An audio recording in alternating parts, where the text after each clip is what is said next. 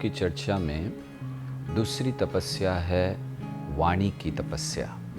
बहुत महत्वपूर्ण है क्योंकि हम सबको बोलने की बहुत आदत है और आजकल देखा जा रहा है कि ये बोलने के कारण ही सब जगह सारे कष्ट हैं। किसी ने कुछ कह दिया, उसके विषय में कुछ कह दिया, इस राष्ट्र ने कुछ कह दिया, उस समाज ने कुछ कह दिया, तो सब बोलने के कारण कष्ट हो रहे हैं। तो इसीलिए भगवान भगवद गीता में कहते हैं कि वाणी की तपस्या बहुत महत्वपूर्ण है। क्या कहते हैं वाणी की तपस्या क्या है? पहली चीज़ होनी चाहिए, हमें जो बोलने की तपस्या करनी है, हमें ऐसा बोलना चाहिए जिससे सामने वाला उत्तेजित ना हो। हमें भड़काने के लिए किसी को कुछ कहना नहीं चाहिए। ये पहली तपस्या है वाणी की, कि हम ऐसे वाक्य कहें जिससे कोई बहुत उत्तेजित ना हो, बहुत भड़के नहीं। बोलना ये सबको बहुत अच्छा लगता है, जहाँ जाते हैं बोलते रहते हैं, सोचते नहीं हैं कि सामने वाला कैसे सोच रहा है। एक बार एक डॉक्टर के यहाँ एक व्यक्ति पहुँचे तो उन्होंने देखा कि बहुत सारे थर्मोमीटर रखे हैं। तो उन्होंने डॉक्टर से पूछा कि अरे, आपके क्लिनिक में इतने सारे थर्मोमीटर की क्या ज़रूरत है? हाँ ठीक है, कभी कभी कोई 2-4 पेशेंट एक साथ आते होंगे। तो डॉक्टर ने कहा कि देखो भाई, मेरा बहुत छोटा सा क्लिनिक है और बहुत लोग आते हैं, तो मैंने नर्स को कह रखा है कि जैसे ही कोई आए उसके मुंह में थर्मामीटर लगा दो। क्यों? ताकि वो बोलेगा नहीं, शांत बैठा रहेगा।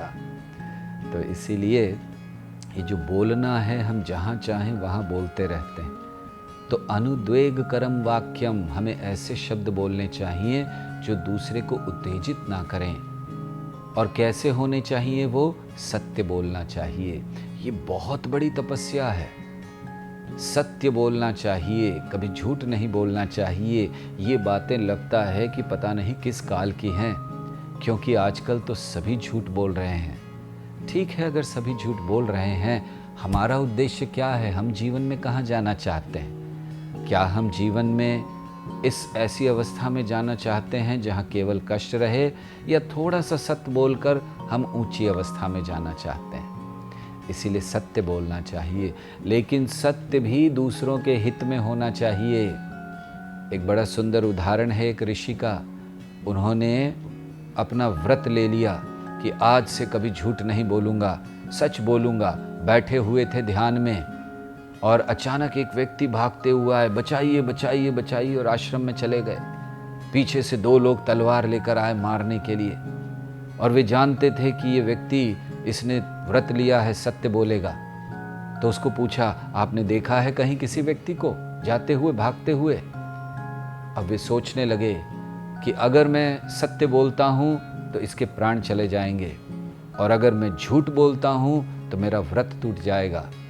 तो उन्होंने निर्णय लिया कि नहीं, मैं सत्य बोलूँगा। और उन्होंने कहा हाँ, यहाँ पर है। और फिर उस व्यक्ति की मृत्यु हुई, और इस कारण से ऐसा सत्य बोलने के लिए उन्हें नरक जाना पड़ा। तो केवल सत्य बोलना पूर्ण नहीं है, इसीलिए भगवान कहते हैं हितम, हित में होना चाहिए सत्य। और हित में हो, कैसा हो? प्रिय भी होना चाहिए। अनुद्वेगकरम वाक्यम सत्यम प्रिय हितम च यत्। तो प्रिय लगने वाला, मधुर भाषी होना चाहिए। कभी कभी हम लोग बोलने की हमारी भावना अच्छी होती है, लेकिन ऐसे बोलते हैं कि सामने वाले का दिल टूट जाता है। कहा जाता है ना कि मुंह से निकले हुए शब्द वापस नहीं आ सकते। एक उदाहरण है, एक महिला एयरपोर्ट पर बैठी हैं और उन्होंने सोचा कि उनका प्लेन देर हो गई है, चलो कुछ पढ़ लेते हैं। उन्होंने एक किताब ली, खरीदी पढ़ने के लिए, और एक बिस्किट का पैकेट खरीद लिया कि खा लेंगे। आकर बैठी, उनके उस तरफ एक व्यक्ति बैठा था, बीच में खाली जगह थी। तो इन्होंने किताब पढ़नी शुरू की, बिस्किट के पैकेट में से एक बिस्किट निकाला और खाने लगी। तो क्या देखा कि वहाँ बैठा व्यक्ति ने भी एक पैकेट में से बिस्किट निकाल लिया और खा लिया। बड़ा गुस्सा आया इन्हें कि अरे, कैसा असभ्य व्यक्ति है, पूछता भी नहीं है। खैर, उन्होंने कहा कोई बात नहीं, एयरपोर्ट पे कहाँ हम हंगामा करें, खाने दीजिए। उसके बाद उन्होंने और एक निकाला तो देखा कि उस व्यक्ति ने भी एक और ले लिया। बहुत गुस्सा आया, लेकिन चुप रहीं, शांत रहीं। अब ऐसे करते करते अंत में एक बिस्किट बच गया। तो वो सोचने लगी कि देखती हूँ ये क्या करता है अब। तो वो व्यक्ति ने क्या किया, उसने उस बिस्किट के 2 टुकड़े किए, आधा खुद ले लिया और आधा इनके लिए छोड़ दिया। बहुत गुस्सा आया इनको कि अरे किस तरह का असभ्य व्यक्ति है। और फिर वो चली गई, और जब चली गई प्लेन में गई, उनका प्लेन उड़ गया। और जब प्लेन में बैठी थी तो उन्होंने अपना पर्स खोला चश्मा निकालने के लिए, और क्या देखती हैं कि उनका बिस्किट का पैकेट उनके पर्स में ही है। और तब उन्हें ध्यान आया कि अरे मैं जिनका बिस्किट जो खा रही थी वो मेरा बिस्किट नहीं खा रहा था, दरअसल हम उसके पैकेट में से खा रहे थे। लेकिन समय चला गया था, वो अब आकर क्षमा याचना नहीं कर सकती थी।